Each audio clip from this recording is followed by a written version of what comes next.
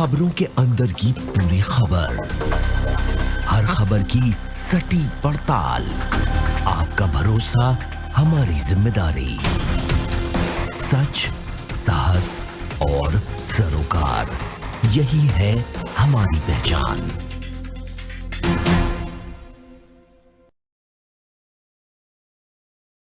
नमस्कार, स्वागत है आपका। आप देख रहे हैं प्राइम टीवी। करते हैं शुरुआत बुलेटिन के साथ। बसपा सुप्रीमो मायावती आज अपना 74वां जन्मदिन मना रही है। अपने जन्मदिन पर माया ने एक प्रेस कॉन्फ्रेंस का आयोजन किया, जिसमें उन्होंने पार्टी कार्यकर्ताओं से अपने जन्मदिन को जन कल्याणकारी दिवस के रूप में मनाने का आह्वान किया। इस मौके पर उन्होंने अपनी पुस्तक मेरा सफरनामा भी जारी की। इस दौरान माया ने मोदी सरकार पर जमकर हमला किया। उन्होंने कहा कि मोदी राज में देश भर में उद्योग धंधे चौपट हो गए हैं, जिसकी वजह से देश की अर्थव्यवस्था बीमार हालत में है।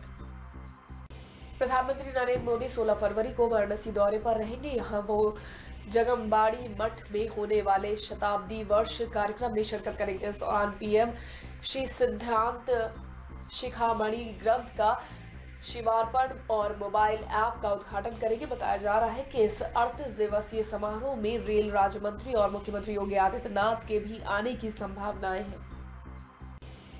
कन्नौज में सपा अध्यक्ष अखिलेश यादव द्वारा सीनियर डॉक्टर से अभद्रता के मामले पर अयोध्या में प्रदेश के श्रम मंत्री स्वामी प्रसाद मौर्य ने उन पर जमकर निशाना साधा। मौर्य ने कहा कि अखिलेश इतने बड़े संवैधानिक पद पर रह चुके हैं और उनकी ओर से किसी व्यक्ति के साथ इस तरह की अभद्रता शोभा नहीं देती। साथ ही इसके उन्होंने कहा कि अखिलेश का ये व्यवहार उनके अराजक चेहरे को उजागर करता है। उनका ये कृत्य निंदनीय है। जी उत्तर प्रदेश के मुख्यमंत्री रह चुके हैं, तो इतने बड़े संवैधानिक पद पर रहने वाले किसी भी व्यक्ति के द्वारा किसी के साथ मारपीट करना, गाली गलौज करना, हाथापाई करना स्वाभाविक रूप से उसके अराजक चेहरे को उजागर करता है। और नेता विपक्ष के रूप में मैं सदैव इस बात का आरोप भी लगाता रहा कि समाजवादी पार्टी गुंडे, माफिया, अपराधी, राजतत्वों का अखाड़ा है। और जब उसके राष्ट्रीय अध्यक्ष का ही रवैया है, तो स्वाभाविक रूप से निचले पायदान के कार्यकर्ताओं के रवैये का अंदाज इसी से लगाया जा सकता है।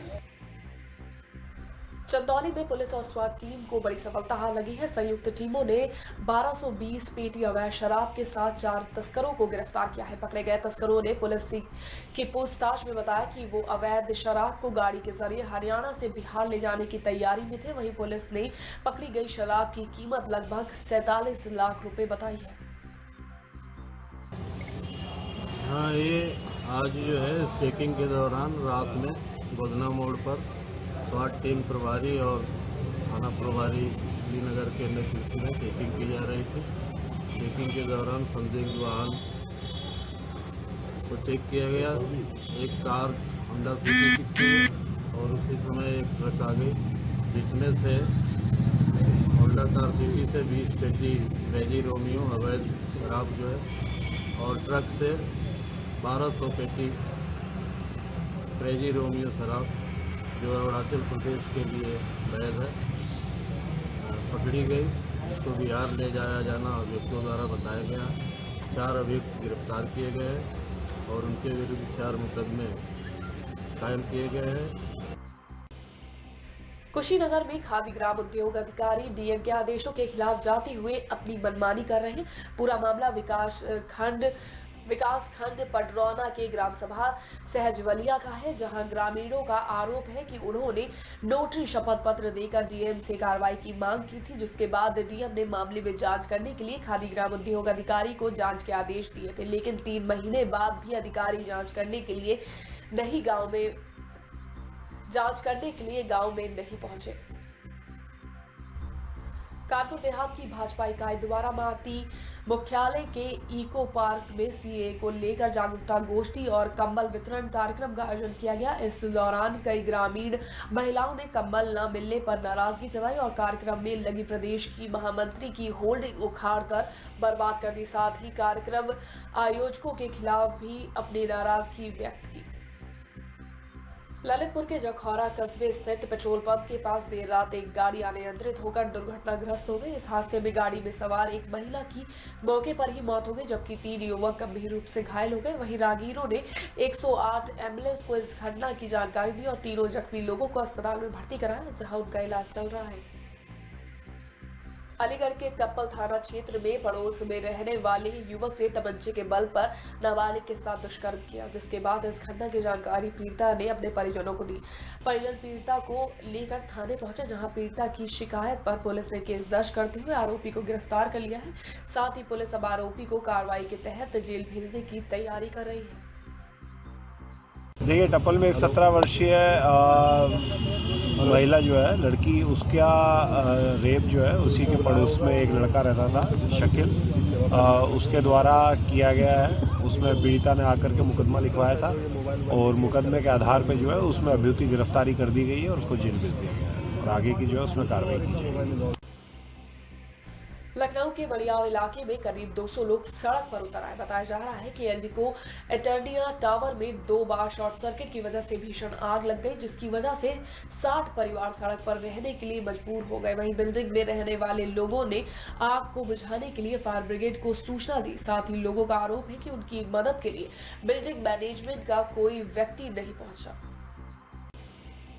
बरेली में आए दिन नाबालिग बच्चों को अगवा कर उन्हें मौत के घाट उतार दिया जाता है। एक बार फिर ऐसा ही एक मामला नवाबगंज से सामने आया है, जहां संदिग्ध अवस्था में मासूम बच्चे का शव मिलने से क्षेत्र में सनसनी फैल गई। इस घटना की सूचना पर पहुंची पुलिस और डॉग स्क्वाड टीम ने छानबीन की। पुलिस का कहना है कि बच्चे का गला दबाकर उसकी हत्या करने के बाद उसे कूड़े के ढेर में फेंक दिया गया है।